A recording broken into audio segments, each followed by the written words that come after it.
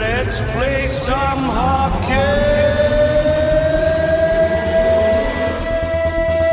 Tonight. Energetic, passionate, and savvy. Gouche Live. Brought to you by the good people at the Hockey News and Sports Illustrated. And now, ladies and gentlemen, the Gouche. Hey, I'm back. Yes, I am. I'm right here at the bottom line. I'm getting shout-outs from the live audience here. Val Silva, of course, and our good buddy Wayne Cowley. The place is jammed as usual. The producer is right beside me. I'm being called part-time. 3 weeks in Australia. I'm getting cat calls right here. 3 weeks in Australia. 3 weeks in Australia. And 1 week in New Zealand. So that means 4 weeks, but it was only 3 weeks. What a great trip. I'm going to be announcing some stuff tomorrow. So really excited that I am back. And I'm so blessed to have Jordan LaRoche, the producer, with me. Jordan, what's going on? Not too much. It's only been 3 weeks. I'm already forgetting which camera to look Well, at. I'm really confused because there's a black streak in the middle of your Yeah, it doesn't help. of your laptop. We do have to fix that this week. All right, let's please do that. Want to do a shout out. Val Silva's here to finish off the studio. Finally, I've only been gone 3 weeks, guys. You couldn't organize that stuff. I know Wayne's been really on you. Listen, let's get right into it. We won't talk about Australia. I'm going to make some announcements tomorrow, which is really exciting stuff. But I want to talk about, obviously, being over in Australia, New Zealand. Really tough to watch the games. I couldn't watch them in New Zealand. There's a lot of controversy with the NHL pulling their deal from somebody, and it's just a cluster. But I'll tell you what, I got a couple games in, and I'm really excited about this final. I don't think you could ask right now for a better final with two teams that match up really good. Yeah, I mean, just like two of the premier clubs, two of the elite, just truly elite teams in the NHL. I mean, Colorado's been a cup favorite, a cup finalist favorite for so many years now, and to have 5 second-round exits in a row is just – it's tough to come back from, but now they're finally here. This is their chance to do it all. Well, I'll tell you what, Colorado has been knocking on the door. They now have an opportunity, but there's a three-peat in the makings. Hasn't been done since the New York Islanders in 1981. That's pretty exciting news for this organization, obviously. But I really think this is the year, if it's going to be, this is where the Colorado Avalanche has to take advantage of a team that maybe not is quite as strong as their last two Stanley Cup contenders or winners, of course, but certainly they're getting Braden Point back in Tampa Bay. That's really going to change the dynamic of this Tampa Bay team and put them in a position, though they're opening up on the road. Sometimes that's not a bad thing. Yeah, and I mean, I think the big key for tonight is, I mean, we saw when Tampa Bay had, I think it was like 7 or 8, 9 days off between the Florida series and the New York series. They lost the first 2 games of that series, and Colorado's had 6, 7 days off now, so they could very much be on the same boat, and we could see Tampa Bay just really kind of dominate the first game tonight. Well, it's certainly going to be all about the matchups, of course. We got 2 very good coaches, of course, 2 very good organizations, but I think we can start off right away. Obviously, Wayne Cowley's here, a goaltender, you being a goaltender, Val being a goaltender in ball hockey, watch the blue line. I think it's really important to see, is Kemper going to start? I know he skated. Is he going to be in the lineup? I believe he is, yes. All right. And if he is in the lineup, you got Kemper up against Vasilevsky. Vasilevsky didn't look 100%, in the first couple rounds. Just, against the Leafs, he had a couple off nights.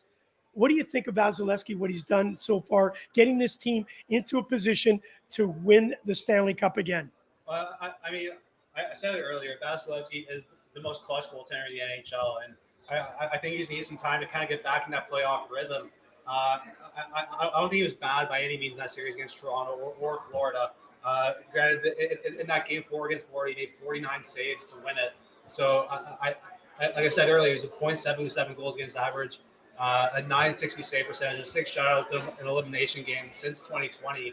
I think if you give Tampa Bay a chance to win this series, I think Vasilevsky is going to be the key for them.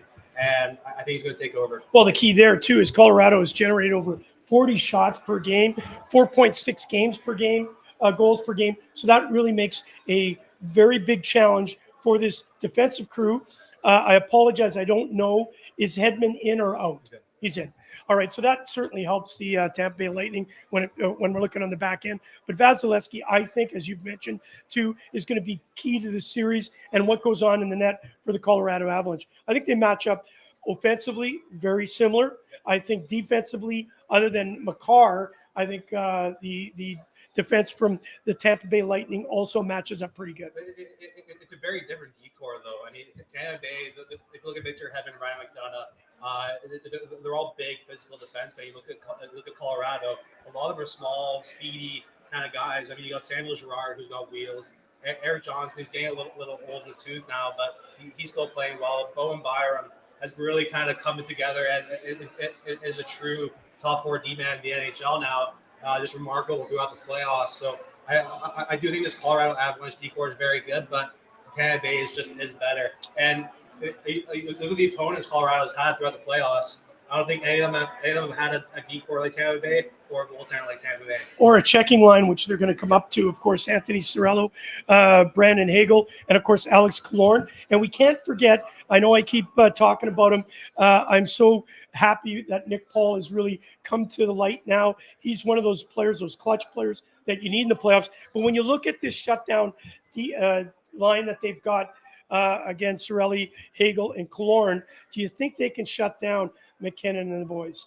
I mean, they've already shut down 2 of the top 3 NHL's goal scorers. And Austin Matthews, 4 goals in that series against Tampa. Chris Kreider only had 2 goals in that series. Yeah. So they've been able to do it. I do think McKinnon and Landeskog on a line together is going to be a new challenge for them. But I think they can. I think they have the defensive play and the speed to shut down those guys. Well, you also have to look at the fact that McKinnon is hungry. Yeah. It's his chance to shine. On the other side, you've got Stamkos, who is a proven veteran. Obviously, what he does in the playoffs. Had a couple of years where he didn't get to contribute as much as he wanted to in the Stanley Cup Finals. This could be a big year for him and Kucherov. But I think you're right. When you look at McKinnon and Landeskog, they have an opportunity to do something that hasn't been done, obviously, in Colorado since the day Ray Bourque lifted the Stanley Cup, and I think that's going to be key. This line has 44 points through the 14 games, of course. We're talking about McKinnon. How do they shut them down? Obviously, with the fact that they're in Colorado, they get last change, of course. So Colorado can do the line shifts and make sure they get an opportunity to keep them away from it. Or do you think that they'll just match up? They don't care. Colorado's thinking, we're this good. We don't care who comes up against us. I mean, they could very well try that, but I think with having the first change at home, the last change, I should say, they'll get the matchups they want. I think Colorado will try to exploit that and try to use that to their advantage. But in terms of shutting down McKinnon and Landeskog, I mean, you just got to plug up the middle of the ice. Gabriel Landeskog going to try and get to the front of the net, use that big frame, big size, just create chaos. Take away Vasilevsky's eyesight, and then but you just got to have someone always on Nathan McKinnon. There's an old story that I have way back to a tournament in Beijing where we went up against a team where it was just one guy. The one guy was the entire team. We just had our best player on him the whole game. Totally took him out of the equation. We ended up winning after they beat us by 10 goals. We ended up winning. So you just put someone on Nathan McKinnon. Don't give him any time. Don't give him any space. Just make life very uncomfortable with them, and I think Tampa Bay can really shut them down. It was because of your goaltending. Let's be realistic. You're just taking it was their other players. Hey, listen, obviously we're the pregame show for the Sheriff. I know you're taping a show right after this, so thank you for being patient as I was coming from the airport. A lot of delays. I'll tell you what, I saw the Ryan Whitney story on Toronto. I can't go off quite as fast as he. Did you see him reach Parliament? I have not. So a Conservative Party member was basically trash-mouthing Trudeau in the House of Commons. He was talking about the Pearson accident, how cancel the mandates, and then the member of Parliament actually said, "Listen to Whit." So there's a crazy kind of story out there that. I mean, a Hoggy podcast is reaching parliamentary levels. Hey, listen, obviously, we're going to see the Sheriff tonight. Really looking forward. been doing a great job. He's been really excited, really dynamic. He's out there and he's got unbelievable guests. Thank you for taking care of that. Before we let this shut this down, we got a couple things. One, did we go through any betting? We did earlier. Obviously, with PointsBet. I'm going to be learning a little bit. I talked to Nick Solsky yesterday. Obviously, we're going to be doing the betting show here, and he's going to give me the 101. 101. Not the bet 101. He's just going to give me the Cole's Notes version as you did it. All right. Obviously, we want to go through where we see this series going. Do you have a favorite right now? Tampa Bay. Oh, my God. I said that earlier, and I'm riding with it. They are the underdog to bet, just to remind everyone. They're at plus 155, so $100 bet will get you $155.